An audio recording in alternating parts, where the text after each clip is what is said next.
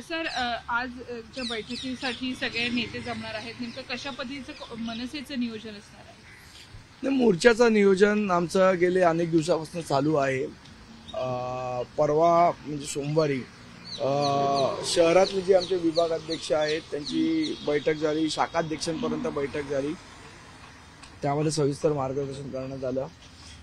परवा वेस्टर्न सबअबची बैठक झाली, काल ईस्टर्न सबअबची बैठक झाली आणि आता शाखा वाईज बैठका आमच्या चालू आहेत. त्यामुळे मोर्चाच्या नियोजनाची तयारी तर जवळजवळ पूर्ण होत आलेली आहे.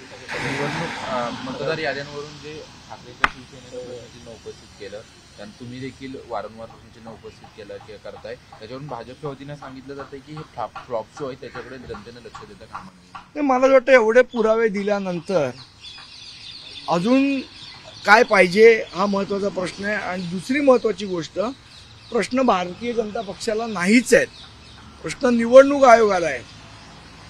उडता हुआ भाला कशाला अंगावर घेत आहेत मला हे अजून कळलेलं नाही भाजपचं. एमसीएच्या निवडणुकीसाठी फडणवीस आणि शरद पवार एकत्र येण्याच्या चर्चा आहेत. काल महत्वाची बैठक पार पडली. अराजकीय पद्धतीनं आपण या सगळ्या निवडणुकीकडे बघावं असं म्हटलं जातं. मला काय एमसीएच्या निवडणुकीबाबत एवढी माहिती नाही. वंदे मातरमच्या संदर्भात पुन्हा एकदा अबू आझमी म्हटले की शाळांमध्ये वंदे मातरम कंपल्सरी करता. अबू आझमींचा प्रॉब्लेम असा आहे, त्यांना कोण विचारत नाही आणि त्यांना कोणी विचारलं नाही की काहीतरी स्टेटमेंट करतात स्वतःकडे लक्ष वेधवण्यासाठी.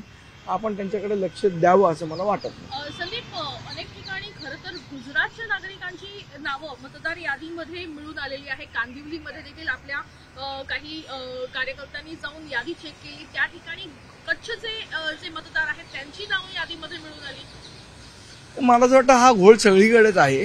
कच्छ असेल, गुजरात असेल, बिहार असेल, अशा अनेक याच्यातली नावं इथे घुसडवण्याचा प्रयत्न केला गेलेला आहे. तो कोणाच्या फायद्याचा आहे आपल्या लक्षात आलंच असेल. तर मला असं वाटतं की या गोष्टीवर आमचे सर्व महाराष्ट्र सैनिक असतील, शिवसेना पक्षाचे शिवसैनिक असतील, हे सगळेजण एकत्रितरित्या काम करतात. डोनाल्ड ट्रम्प यांचं बोगस आधार कार्ड बदलतानाचा प्रेस कॉन्फरन्स रोहित पवार यांनी घेतलेली होती, त्यानंतर त्यांच्यावरती गुन्हा दाखल करण्यात आला. मला वाटतं चुकीचं आहे, कारण विसल ब्लोअर आहेत रोहित पवार या बाबतीत. आणि ज्या पद्धतीने त्यांनी एक दाखवलेलं आहे की कशा पद्धतीने बनू शकतं हे त्यांनी दाखवलेलं आहे. याच्यामध्ये गुन्हा दाखल होण्याची काही गरज नव्हती. 1 तारखेच्या मोर्चाबद्दल अनेक लोकांना काही संभ्रम निर्माण करतात असं भाजपचे प्रवक्ते म्हणतात.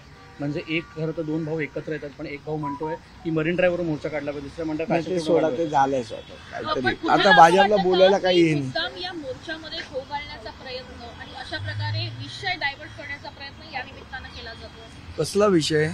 मोर्चाचा जो मूळ विषय आहे तो डायव्हर्ट करण्याचा प्रयत्न या निमित्तानं केला जाते की 2 भावांमध्ये काही नाही. ते सोडा हो, काय एवढं लक्ष. आणि हे बन बिन आहे ना, पेड प्रवक्ते आहे, त्यांच्याकडे तुम्ही लक्ष देऊ नका जास्त. कार्यकर्ता एखादा बोलला तर ठीक आहे, आपण पेड लोकांकडे किती लक्ष द्यायचं? सर, पावसाचं सावट मोर्चावर आहे, तुम्हाला वाटतं की तितक्या पाऊस असो काही असो त्यांनी काही मोर्चावर परिणाम होणार. गुणरत्न सदावर्ते धन्यवाद.